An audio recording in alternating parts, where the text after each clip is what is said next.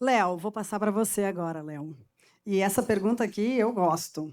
De que maneira as taxas de juros que estão elevadas hoje, elas estão impactando o mercado de investimentos, né, imobiliário nos dias de hoje?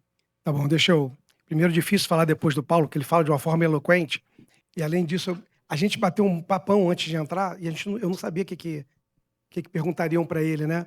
Só que agora o meu time está no Brasil com um dilema, se faz o meu corte ou dele. Porque a gente tem um projeto de uma clínica em Apópica, que é um projeto de 6 milhões, e a gente está terminando de construir um prédio comercial e atrás tem um terreno com self-storage. Então o pitch de venda, ele que fez. Então agora vai ter Pronto, o então. corte dele, Tá não tem jeito, pronto. eu não vou nem, né, vou ter que pagar a comissão agora para o Paulo. Well, Mas tem licença, não tem problema, mas split. mas falando agora dos juros, eu acho que os juros, ele primeiro depende de qual ator no mercado a gente está falando, né. Se o ator é alguém que comprou a casa ali na pandemia e que está pensando em mudar, esse cara ele é afetado, porque ele tem uma dívida muito barata, né. Então ele tem o que a gente chama de lock-in, ele está travado numa taxa muito barata, então quando ele for fazer um upgrade de casa, todo o endividamento dele aumenta, então ele tem um impacto real na vida dele. Então isso acaba tirando um pouco dos vendedores do mercado, porque o cara não vende a dele, porque ele não tem como comprar. Ou se ele comprar, ele vai pagar mais caro na mesma casa do que ele já tem. Agora, para o cara que está entrando, a gente tem um efeito que é muito mais psicológico do que real. O cara que está entrando, se a gente olhar a série histórica de Orlando, pegar os últimos 50 anos, é de 5% de crescimento ao ano. Se a gente pega os últimos 10, dá 8% de crescimento. Mas se a gente pegar, de novo, 50 anos de série e acreditar que ela vai quebrar agora, não tem nada que indique que essa série vai ser quebrada. E aí você vai lá, vai fazer um financiamento com 30% de entrada.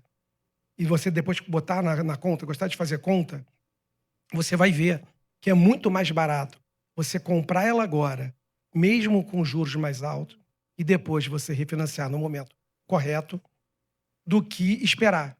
Assim, esperar vai te cobrar um preço caro ali na frente. Mas, acima de tudo, esperar ter uma aposta.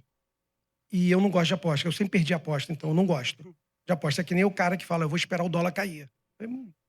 Pode cair, pode não, pode subir. Então eu não gosto de aposta, eu gosto de olhar indicadores primários e tentar tomar decisão com base em indicadores primários olhando para trás, né. Então, de novo, depende um pouco do fator. E a gente às vezes fala: "Ah, tá caro". Na década de 80, a taxa média de juros era 12,7. Na média, quer dizer, bateu mais. Na década de 90, acho que foi 8 e alguma coisa, depois no início dos anos 2000, 6 e alguma coisa, e aí os anos 10, né, esse sim ficou um pouco abaixo de 5. Mas a gente está saindo de uma pandemia, então a gente acaba olhando para aquela taxa, que era uma taxa de juros negativa, porque a inflação era Sim. maior do que os juros, não dá para comparar contra aquele período, né. Então, eu acho que o impacto ele é muito mais psicológico do que real. Faz sentido, Tris? Você acha que Posso dar um exemplo rápido aqui, claro? que eu creio que ajuda a todos nós, o entendimento também? 2021, a gente conseguiu juros a 2,87%. Em 2021.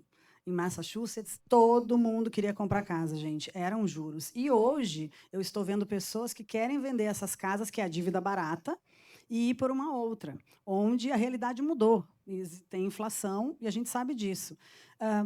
Eu vou fazer uma pergunta extra. Qual seria a sua indicação para digamos, Para o uma cara pessoa. que está travado na taxa? Exato. Então, é uma indicação que ela não é tão simples de implementar, Aham, mas é sim. um dinheiro tão barato que eu só sairia dessa casa se eu pudesse comprar outra sem vender essa. Eu transformo essa em Perfeito. renda passiva, porque obviamente o aluguel ele tem uma conexão enorme com a taxa de juros, porque a Sim. taxa de juros é um componente inflacionário, então o aluguel acaba acompanhando de alguma forma, você tem uma contaminação, e aí você vai ter uma margem ali adicional para pagar os teus juros mais caros, ou seja, você bota um inquilino para pagar essa diferença de juros da tua casa nova. Agora, obviamente, nem todo mundo consegue mudar de casa Sim, sem vender. com certeza.